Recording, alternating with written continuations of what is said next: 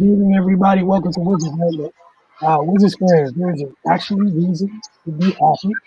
The Washington Wizards um, show that they do understand the concept of defense, how to play it. There's some sense of pride somewhere in there, and it was on display tonight. They got out to a quick start, and then they pretty much responded to almost every Utah run. They were able to win this game 131-122 to get their first win of the second half of the season. Cardell, we'll start off with you, and then Ray, just your initial thoughts on this one. I just think that the backcourt for the Wizards set the tone early, especially Russell Westbrook. That was a tough first quarter that he had, 13.6 rebounds, 3 assists, and no turnovers. I like what he did there, man. I think he just came out ultra aggressive, man. He wouldn't let a defeated mentality set in where another L was going to be inevitable in the first quarter. You know what I mean? He's like, no, we going to fight. And they jumped on a team that, a little bit was fatigued. They coming from Boston, flying overnight, coming here. And, not saying it's any excuse on that behalf because, hey, the Wizards done got their fair share of those as well. But that had a part to play in it and whatnot, and they jumped on them in the first half.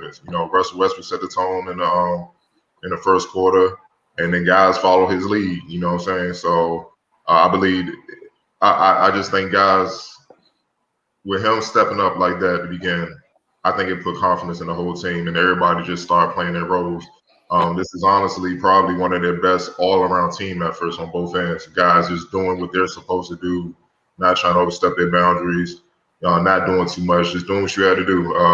First half was the first time in a long time since pretty much All-Star break that they held the team to below 30 points in both of the quarters, and that's put them in a hole. And then with their defense swarming and stuff, they forced 11 Jazz turnovers in the first half, which further put the Jazz in the hole. I just felt like I said, Utah looked flat coming off the game from Boston, and obviously not having Mike Conley hurt as well. But with that said, as hot as the Wizards were throughout the game, because Bill got going, then Russell kind of maintained what he was doing. Rui contributed. As hot as they were, the second half, the ugly Wizards showed up defensively, and that's what allowed the Jazz to get back in the game. Look, like I said, 46 points in the first half. Then in the second half, the Jazz put up 76 points and made it a game. And that can't happen. You got to be able to sustain that for most of the game. I understand maybe in spurts and runs you might slack off, but you got to be able to regroup. So some of those bad defensive tendencies are there because they got a big 20 plus and they thought the game was over. It's not over with the Jazz because they woke up in the second half. They came out with a sense of pride to try to win, and they made it a game where honestly I felt like if the Wizards were really on that game, Bill and Russell and those guys should have been sitting midway through the third, getting some rest. But instead they had to play the whole game to keep the Jazz off of them so they can get a win. I felt like the Wizards bench played better than last game. Last night, 25 points to the Jazz, 19 points. Donovan Mitchell, look, man, they contained him in the first half, but that second half, man, he dropped 33. Look, he's a great player. But 16 for 30, and you scored 33 points in the second half. That's just defense, man. That's you not feeling anybody. Joe Ingles, 34 points, 8 of 10 from deep. It's look, man. If the Jazz weren't struggling, they would have won the game. They're struggling with their own issues, you know what I'm saying, and kind of similar to the Wizards' defensive stuff and turnovers. You know what I mean? So I look, Wizards won. I give them credit, but this is not the recipe from what we saw tonight, where you could be confident that they're gonna pile up some wins to get back in that playoff mix. This ain't it. The first half was, but as a full game, it isn't. It just showed their inconsistencies and why they are in the position that they are now. Let's be honest. Jazz shot 37% from deep, and they took 28 shots from the free throw line, which means you wasn't guarding the three well, and when you did guard, you were fouling them. Had the Jazz hit their free throws where they shot 16 to 28, 57%, this might have been a different game. You know what I'm saying? So you got to look at those little things, man. But, I love how Washington battled on the boards. They've been getting punished since the All-Star break on the boards for the most part. They lost, but it was close, 47-43. Anybody could live with that, especially with Rudy Gobert. down there. You know what I'm saying? They contain him real good. They box him out. The bigs actually put a body on him and contain him. You gotta give them credit. The Wizards scored on a break 12-3, taking advantage of the Jazz, fatigue. And then Washington scored 24 points off the Jazz, 17 turnovers, 11 of which, like I said, came in the first half. So it was a lot of bright spots for the Wizards, no doubt. But they still got some things to clean up if they want to make a run, and like they did in February where they won 10 games, because that's what they're going to need to get back in this playoff picture. Right. Yeah, man, that first half was beautiful, especially on the defensive end. And I feel like it fueled their offense, because they was getting loud ball turnovers, getting defensive rebounds, keeping the Jazz off the offensive glass, and then starting to break and getting out and getting some easy baskets. The thing I like about this game, they only took 17 threes, and then they got 38 free throws, so they was being aggressive and attacking, and not just settling. And we talked about that on the last show. They can't just neglect the paint because they're afraid of Gobert's presence down there. They went in there and mixed it up, and they scored in the mid range, got some easier shots. But yeah, that defense in the first half, man, that's what really kind of got them out far enough as to where the deficiencies in the second half really didn't catch up to them. And the play that's showing right now, that might be my favorite play of the entire season. Just Neto's his grit, his hustle, fighting over the top of the screen, then harassing Clarkson, poking the ball away, running it down. I mean, those are the type of things you have to do to to win games. Man, it's stuff like this is frustrating, man, because the Jazz aren't a bad team by any stretch, and they have one of the most dominant forces inside, on defensive rebounding. And if you can attack him like that, then no disrespect to him, but Valanciunas shouldn't be getting 29 and 20. Like, if you approach that game how you approach Rudy Gobert tonight, is, you know what I'm saying? So I don't understand why they don't just do this all the time or some version of it, or at least what we saw in the first half. Because like you said, Cardell, in the second half, it did get ugly. The Jazz had 36 in the third quarter and 40 in the fourth.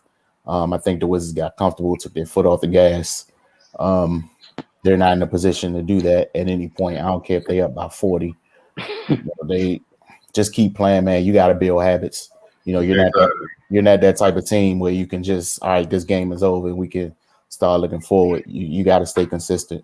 So it spills over into the next game and you just kind of build some momentum.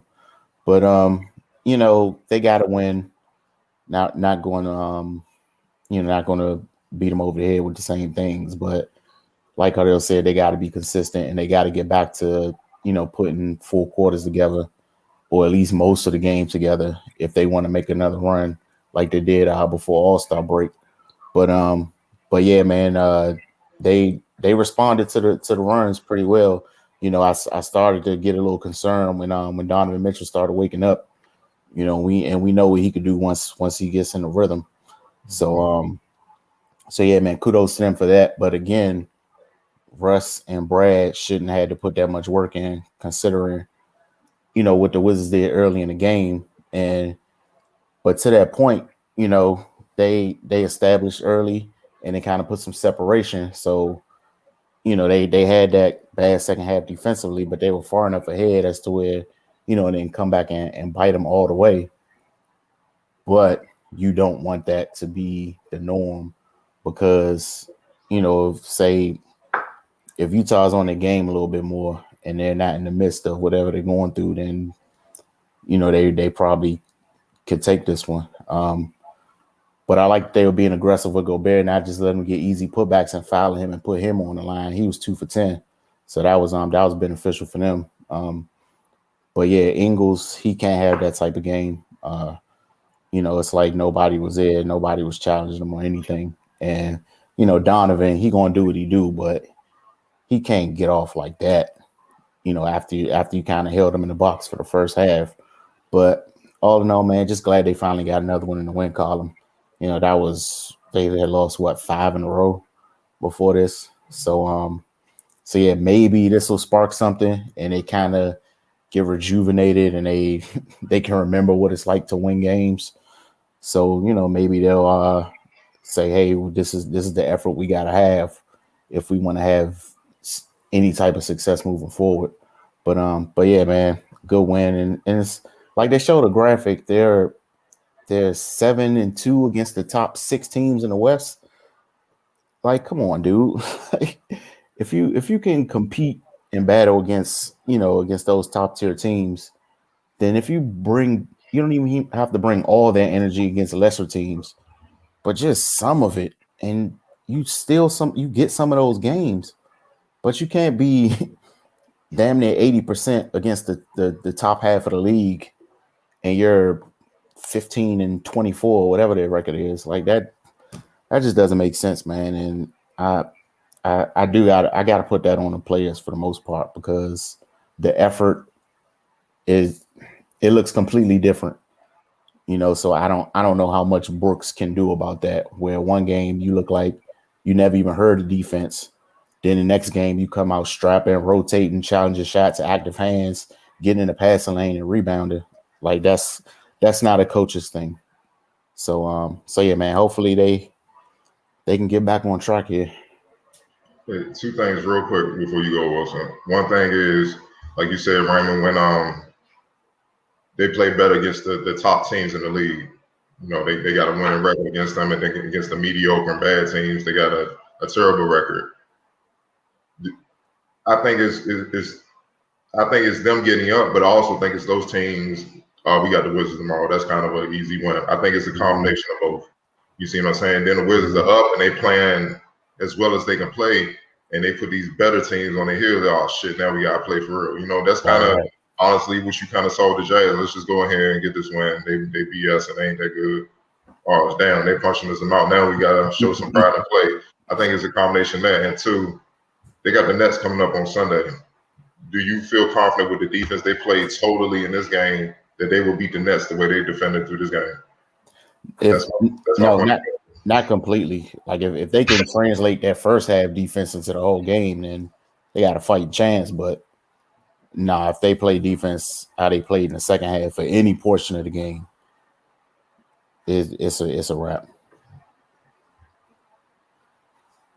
Mute. You're mute, Wills. Sorry about that. I was just gonna say, yeah, as far as Sunday goes, you can't give those dudes over there, not to knock Utah, like Donovan came out the second half hunting. He didn't start the game hunting, right? Those dudes come Sunday, they start the game hunting. Like what they feel like they're here to do. So you can't afford that let up or whatnot. Obviously we know their defense is up and down. The problem with them is it's hard to turn the water off with them. It's like an ever. Mm-hmm. There's no, oh, hey, we'll respond with a 13-2 run. Like, you'll respond or be like, haha, challenge accepted. Here's 15 off straight. Like, that's the issue. And like Ray said, like, literally, I was just shaking my head midway through the game. I'm tweeting. I'm just like, this has to be, if you're a Wizards fan, I was like, this would have to be so incredibly maddening and frustrating, because you're not good enough to coast against the bad teams because you're literally one of those. You have to play with at like a certain level of intensity every game, where the better team, there's an actual switch they can hit. Like Donovan came out the locker room and was like, no, and nobody can do anything with him. Literally just it's time. Went from 9 to 20 something in a quarter. Then again, got to going late, but you know how it is when you BS half the time. Sometimes you can't dig yourself out the hole. But we saw the other night, like what's it go out against Milwaukee. Milwaukee has some ups and downs, but the first game, Milwaukee was like, The second game, they took him seriously for most of the game, and every time the Wizards made a run, there was no coming back. We've seen the Clippers do that to them. We've seen them get the Clippers as well, but I thought that was a great point.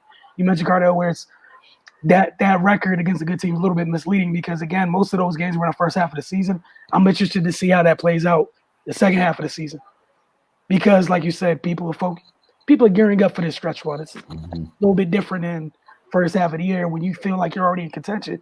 You're kind of chilling a little bit. Just to be completely honest, this is what the league is at this moment. But what we want to do, did you guys have anything else you wanted to add? I'm gonna get to some of these comments, and again, just want to say thanks to all of you from wherever you are supporting us from. We truly appreciate it. It's all of you that leave comments, whether it be on YouTube. Just remember, you can leave comments on YouTube, Instagram, Twitter, Facebook. If you leave them, we'll see them. And like Cardell mentioned earlier, they're going to do a better job of just highlighting the comments and just engaging with you all. And again, reach out. Like we'll see them. We got time to talk about it. So the first one today, coming from Tone. Any decent big man is eating against the Wizards. It's ridiculous. Big men got them circled on the calendar, essentially, is what he's saying. So Ray, your thoughts? He's absolutely right. I mean, we've seen it. It is what it is. And even the other team he highlighted, Charlotte, their big man ate against the Wizards. So yeah, man, that's spot on. And Cardell brings it up often.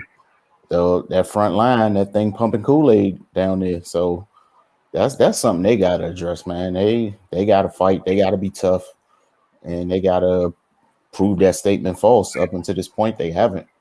So yeah, man, to Tone Jr., you're absolutely right, dude. Like when big men see the Wizards coming up, like Wilson says often, oh, this is a career night for me. This is a time to get my averages up, and they have. So yeah, there's no need to sugarcoat it. I mean, it is what it is. We can't erase facts. So yeah, man, they need to get that together. Yeah, I don't really have too much to add. I feel like I'm on record saying that way too much on here. So Tone, thanks for watching. Cardell, your thoughts on it? Yeah, he said it. You know what I mean? I mean, it ain't nothing. You know, I've been saying it. You know, they did a decent job tonight, you know, containing Gobert, but let's face it, you know, if Gobert had hit some free throws, that's still different. That's still 14, 15 points, 13 rebounds. You know, that's still a ugly double-double. When them rebounds start getting up in the mid-teens and, you know, look, and they hurts. Nah, you're right. 5 offensive rebounds. Those are potential putbacks. You see what I'm saying? So, look, as a core, they got to do better. I'm not expecting one of them to out-battle these good centers like Embiid and stuff like that. But, you know, if Embiid got 30 and 10, y'all got to combine to have that. You know what I'm saying? Like, y'all have to combine to have that to offset what he do. It's no different than when we were growing up watching Shaq. We knew Shaq, especially in the playoffs, that was 40-20, 35-15, 5 assists. It was just like that. But, you know what I mean? Tim Duncan and David Robinson knew they had a matchup. Yeah, Tim was going to get the bulk of that, but David Robinson made sure he finished it so they can cancel Shaq out. Same thing, you know, you try to do that with Rasheed and Arvidas or something. As a core, you got to try to match their production. Otherwise, you're not going to win. Let's plain and simple, because it's a dominant. It's a dominant factor for them, a dominant advantage that the Wizards can't match. So they have to show it when these bigs come in. Even, you know, Sunday when the Nets come in, or when they play the Nets, you still got to deal with DeAndre and the young boy, Claxton. Like, Yep. You got to deal with the young boy that's up there making waves, because they have a rhythm. He has a rhythm with Harden now. You know what I mean? And we don't know when Blake is going to return. He may return that game. You see what I'm saying? So, you know, I know he ain't look good in Detroit, but I'm pretty sure, you know, with all due respect, he was holding some things back. You know, he had a couple bullets. He ain't filled the clip up all the way. Let's just say that. So, you know, it is what it is. But it's what you said, right? It's about establishing good habits moving forward. If you're serious about making the playoffs, you can't just be like, well, we won, we can overlook that. Not no more. You know, you're too deep in the hole. You got to get out this 10-game below 500 deal and make some noise. All right, on to the second one. Put that up on screen right quick. You guys, this is from Zoe. You guys say like the whole Wizards defense are bad when the main reasons are Beal and Russ. Besides Beal and Russ, the only one that sucks at defense is Bertans. Other players working, you know what, off with defense, especially Rui and Denny. So who wants to – Carter, we'll start with you since Ray went first. I'm so happy that's blocking my face right now. Y'all don't understand. But go ahead, Carter. And I'll move this now. I mean, look, Bill and Russ got their faults. You know what I mean? When they fall asleep, get beat back door. don't close out like they should. We're not excusing them. Like it's never. Look, let's just say that. Let's put it this way: it's when they do selections for all NBA defensive teams, none of the Wizards are going to be on there. Trust me. So we need to just establish that. But putting that on Russ and Bill, they fall from the main reason why their defense is trash, man. It's just they're getting hit in screens. They got to fight over that, dude. And then on top of that, they got to do that and still do what they were doing offensively. Like, look, the Wizards only won by 9 tonight. And look at the numbers that Bill and Russ had to put up to do that, man. Meanwhile, on the other end, their counterparts put up numbers. You know what I'm saying? Mostly in the second half. It's not always on Russ and Bill because if they get a screen, which no one is may not be talking all the time, and you're not hedging out, or the other team is rotating ball around the court, and other guys are not closing out, their guys are the main offensive weapons. They're going to score. So then it looks like they're busting Russ and Bill's butt when in actuality, no one's rotating and helping. I've seen Russ. You can't fault Russ when he's getting on Giannis. He's the one like, I got Giannis. He up there battling Giannis, 6'3" point guard battling Giannis on a block. Why, as a big man, you should take that personal, like, nah, go get your man. Go look, man. Go deal with Seth Curry or something like that. I got this big boy. And think about it. None of the bigs really put up much of a fight when Russ said I got him. They were just like, okay. So, I mean, what does that mean? Look, man. We call it like we see it game to game. It's not picking on anybody. I know when you say things these days that somebody don't want to hear, they automatically label it hate when it's just them not just trying to accept the truth about what they want to see. It is what it is. They're not the best defensive team in the world. We know that. That's why they're 10 games below 500. If they were, they would have a better record. But Bill and Russ are far from the main reasons why their defense is horrible. Man, you called out one. He left the game with an injury. Hopefully he gets, healthy with the calf strain or whatever like that. It seems to be that whenever these big men come to town, you got to leave the game early if he comes at all. You know what I'm saying? I'm just starting to notice a pattern. So don't call it like it is. But nah, Denny's a rookie. He's still trying to learn. So, of course, he's going to get cooked. Rui's in his second year. They're trying to get him ready to be that. He's shown spurts. Like when he battled Giannis and told us over the first game, he did well. But Neto's probably, to me, the most – and Neto and Garrison Matthews are probably the most consistent defenders on the team to me. Mm-hmm. You know what I'm saying? We're not talking about literally everybody on the team. But the results of the team can be affected by a couple players not doing their jobs. It's everybody got to be on the string. That's what I'm saying. We talked about this early in the season when they were losing bad, getting blown out. I brought up they don't trust one another. You can see them hesitating to rotate because they scared. Where if I rotate them, is my teammate gonna be in position to get my man? It's little things. You see what I'm saying? So you still see a little bit of that at times, and that's what gets them in trouble. And we not saying nothing that the damn coaching staff not saying. Scott Brooks literally said it last night. He said we got to defend our man. He said guys are getting picked on. He ain't got to say no names. We watching. He literally said that last night. We got to take pride in our individual defense.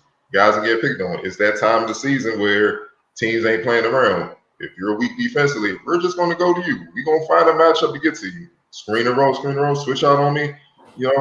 Like I said, Kyrie's coming to town. James Harden coming to town. We don't know what's up with KD. He might pop up. Hey, homie, look. They're gonna hunt these dudes. I ain't gotta say their names. You said one of them in the post. Zoe, you said it. They're gonna hunt him if he plays Sunday. They're gonna hunt him. And if he don't stand up and be strong defensively, he gonna be on the bench because it's gonna get ugly. Simple as that. Yeah, and like Cardell said, pretty much it's the pieces together that affect the whole picture. From them being a good defensive team as a whole, you got a couple guys. It's 5 on the floor, and if only 1 or 2 of them on the same page, there you have it. Constant frustration. So, last thing, just want to thank. Get this right because on that screen it is difficult for me to read it. Here we go. So from Jose Eduardo Acosta Nunez, thank you so much. He was like, "Morning, guys. Follow you daily from Germany. Good job. I just want my guys Russ to be traded. He deserves a ring." Great job, and he loves the analysis. I think the one Russ trade happened. I don't know if you can move that thing again. And in terms of them trying to go get a ring, a lot of steps have to happen in between now and then, because currently in this present state, this is in fact not it at this moment. Several things need to be changed. I know a way you can start that process, but it's another story for another day. There's one movable big contract on this roster. Sadly, it's not your man's Russ. Look a little bit lower than that. Recently signed, if you will. But again, I don't know how many takers there's going to be, because I don't think there was I think you got to bid against yourselves when that money was thrown out there. Be like that sometimes. I think it's the most adult way I could say it. Just a reminder before we close, as we told you guys, we got Within the Madness going on. We got the first edition of the men's, like literally starting within the next 15 minutes or so. So the same way that you guys tune in here, literally just do the same thing. If you wish to partake in that, the late games are going. It's the second half of Appalachian State, Norfolk State, and then UCLA and Michigan literally just kicked off. So we'll touch on that, touch on the two early games, and then, try to get a little bit of rest, because it really kicks off tomorrow. Like everything, is a full day, full slate of games tomorrow, Saturday. And as far as Wizards outlook goes, just because, we got Within the Madness going on the men's and women's sides of NCAA tournament, we will still be knocking out Wizards outlook. So we're here for all that.